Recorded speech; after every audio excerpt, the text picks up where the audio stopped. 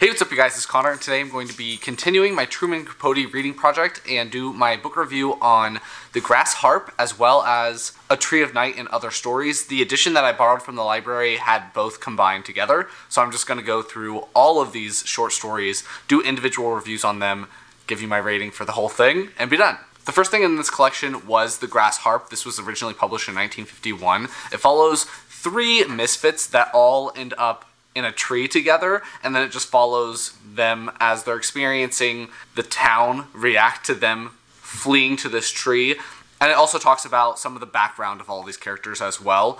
There's a 16-year-old boy named Colin who is an orphan, and he's been living with these two women. One of those women is one of the characters that goes into the tree with him, named Dolly. She is totally obsessed with pink. She's 60 years old. She has been living with her sister for a really long time and basically allows her sister to control her life. Truman Capote really likes to have kooky characters, like kooky old women in his stories, and this is just another one. Her best friend is a black woman named Catherine, and she also is dipping in and out of this story. Her sister Verena is the one that's been controlling their lives, and she is definitely the most ambitious person in this story, and it really just follows them as they're in this tree experiencing everything. I ended up enjoying this story. I think one of the biggest pros for it is how it really showed that shared experiences can bring people together and form connections with people that will last a very long time. Yeah, these characters might go their separate ways or whatever, but they all had this one experience together,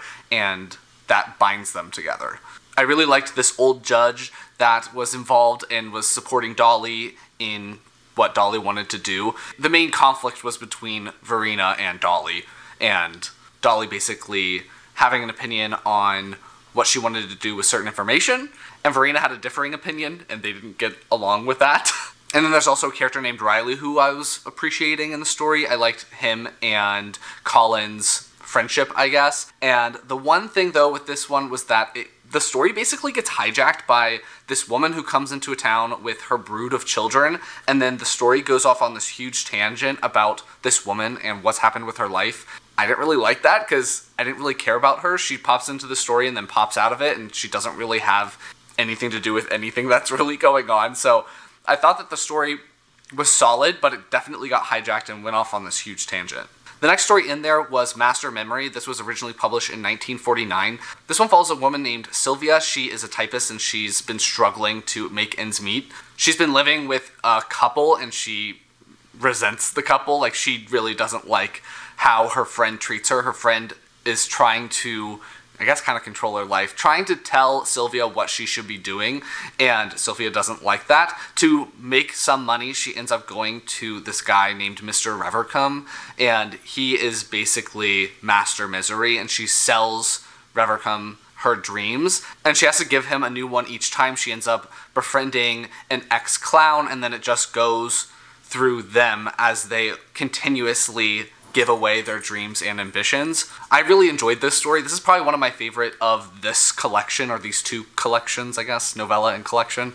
I kind of liked how bleak it was. It really goes into what happens when you give up your ambition, when you give up your dreams and allow other people to take them. It can result in your life going down darker paths, or you not being able to get back into the swing of things. Even if you want to later chase after those dreams, if you've given them up, then it's hard to get them back, kind of thing. So I really, really liked this one. It was definitely a downer, but I appreciated it for that. After that, I read Children and Their Birthdays, which I think was published in 1948. This one, people love this one, and I thought it was interesting, but it's not one that really stood out to me. It didn't stay with me at all. It follows this girl named Miss Lily Jane Bobbitt, and she is this girl who really wants to be a celebrity. She wants to go to Las Vegas or Los Angeles or something and become a star. And at the beginning of the story, you find out that she got hit by a bus, and then it backtracks and goes through the story and lets you know what happened before that. It follows these two boys. They're friends, but they both have crushes on her, and she's like an outsider at first, and then she starts to win people over, and people really kind of get invested in her, and all this stuff goes down with this town and her wanting to be a star. But I don't know, I didn't really care about it all that much. There is like a lot of racism in this one specifically, not portrayed as a good thing, but it is in there. Miss Bobbitt's best friend is black, and people treat her poorly. Not Miss Bobbitt, but treat the friend poorly.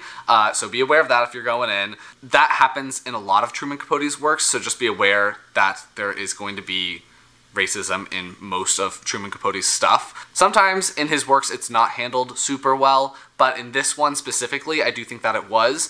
I think that all the characters respond super negatively to that, which was a good thing. So, I mean, I enjoyed it, but it wasn't anything special.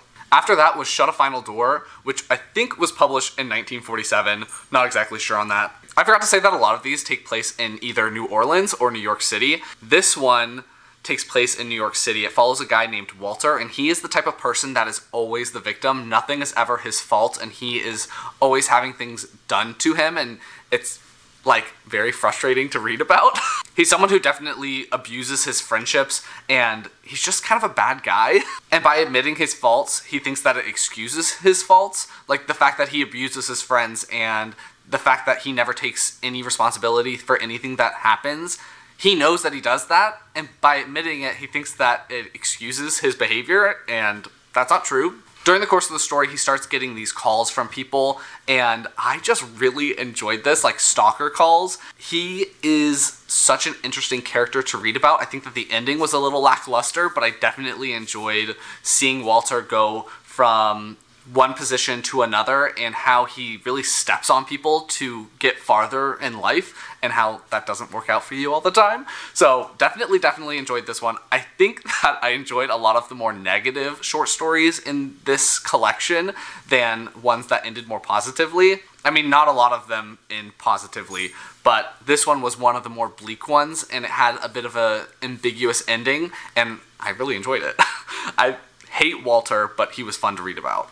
After that was Jug of Silver, and I couldn't find a definitive publication year on this. Some say 1986, but some say 1949, so I don't know. This one follows a narrator and his uncle owns a convenience store. A new convenience store opens up across the street from his uncle's, and to compete, his uncle fills a jar with nickels, I believe, and then every time that someone makes a purchase at the store, or spends X number of dollars at the store, they're able to make a guess of how many nickels or how much money is actually in the jar, and the town loves it and keeps going in, and basically everyone is trying to guess how much money is in this jar. Appleseed is a poor boy in the town, and he and his sister don't have a lot of money for guesses, so Appleseed becomes obsessed with this jar, and he really wants to make sure that his guess is the best guess that it could possibly be, and it just follows that whole situation about Appleseed being obsessed with this jar and going in all the time and trying to figure out how much money is in the jar,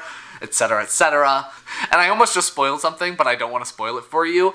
But I enjoyed it, but it wasn't anything that stayed with me. Similar to Children on Their Birthdays, it was well written, but I don't really, like, I won't go back and reread it or anything like that. After that was Miriam. This was published in 1945. This follows a woman named Mrs. H.T. Miller. She's a 61-year-old widow, and at the beginning of the story, she meets a young girl named Miriam, and Mrs. Miller is like, oh my gosh, my name is Miriam. And then it follows these two Miriams as they continue to interact, and it gets a little weird and it gets a little creepy, but I really enjoyed this. People say that Miriam in this has DID, dissociative identity disorder, but I'm not sure if that's actually true. I think that it was more like an older woman confronting a version of herself in the past that had different goals, had different expectations, was a lot more upfront about what she wanted, and I really enjoyed it for that. I will say that it's got a very eerie feeling, like I was like, oh, what is gonna happen? But I definitely did enjoy this one, so I definitely recommend this one. If you're just gonna pick and choose out of here, I would say Miriam is one of the better ones. I really liked Master Misery, and I think Shut a Final Door are like my top 3 in here. Then there was The Headless Hawk. This was published in 1945 as well, and this one is weird. This was my least favorite in this collection. Some people love this, but this was super trippy. Like, I didn't know what the heck was going on. It follows this guy named Vincent, and it's like such a wonky world. It's hard to really see what's happening. I actually had a hard time following it. He has a habit of driving all of his lovers away, but it was kind of hard to follow this one. and I don't recommend it, and I didn't enjoy it. This one also was probably my least favorite in terms of writing style. He uses so much alliteration in this, it was bugging me. The main character is definitely dealing with maybe some psychological issues. I just was like, this is too much for me.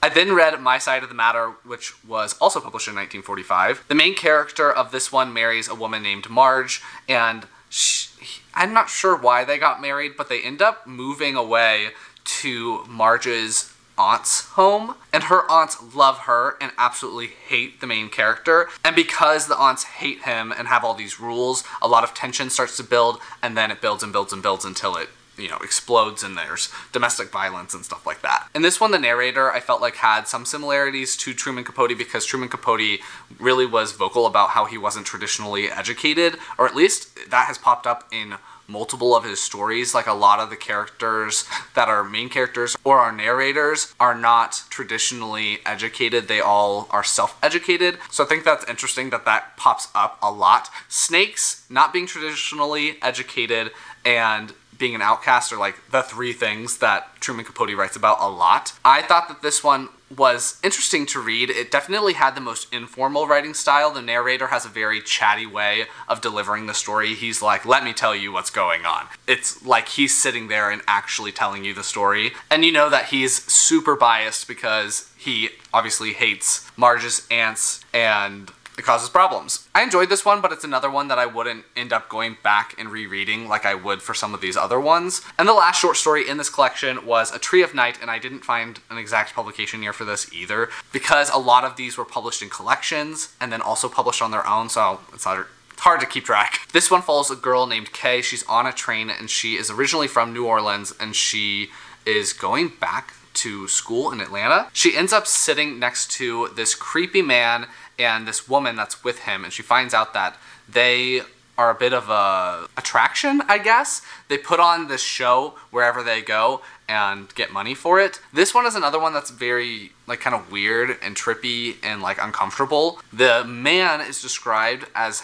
being very childlike or very, very baby-like, but apparently whenever he looks at people, they're really off-put and he's, like, scary to them. She tries to get away, and these people just keep demanding her attention and keep forcing her to do things she doesn't want to do. It's so uncomfortable, very manipulative. Like, I got yuck feeling while reading it. I almost felt like the man was a boogeyman and she was just being emotionally manipulated the whole time, and I was like, ah, stop it, I hate this. This one is also one that I probably wouldn't go back and read because it just made me so uncomfortable.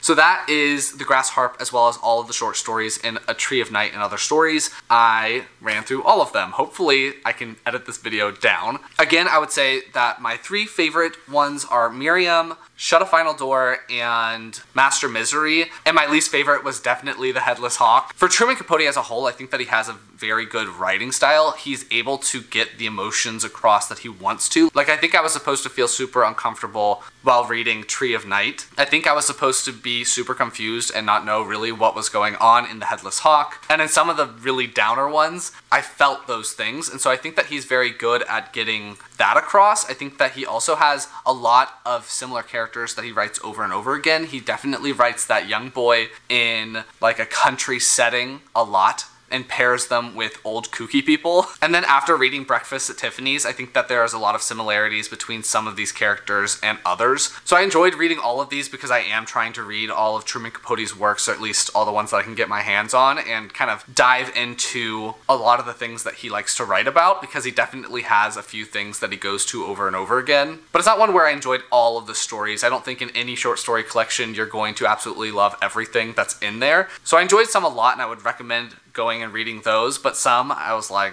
this was a waste of my time. So overall, I gave the whole bind up 3.5 stars. I'm not sure which Truman Capote book I'm going to pick up next because I have to go back and check and see which ones I have or have not read yet. And right now we are in the COVID-19 situation where we're trying not to leave the house, and I don't want to go over to my parents' house because I don't know who they've seen, and I haven't left the house in I don't even know how long. But I'll definitely let you know when I read the next one. I think that I only have a couple left, or a couple of collections left, so we're nearing the end. I've introduced a couple of other reading projects to my channel, so I'll leave those linked in the description below if you're interested in checking them out. So far, I've posted one video for my Roald Dahl reading project, which I need to get on as well, but hopefully I'll be able to finish Truman Capote this year. If you like this video, please give it a big thumbs up and comment down below if you've read this collection, which one was your favorite. Are you one of the people that absolutely love children on their birthdays? The whole thing with children on their birthdays was that she wanted to be pretty like children on their birthdays or something like that. Did you enjoy some of the ones that I enjoyed? Anything else you want me to know, leave it down below and I will talk to you guys next time.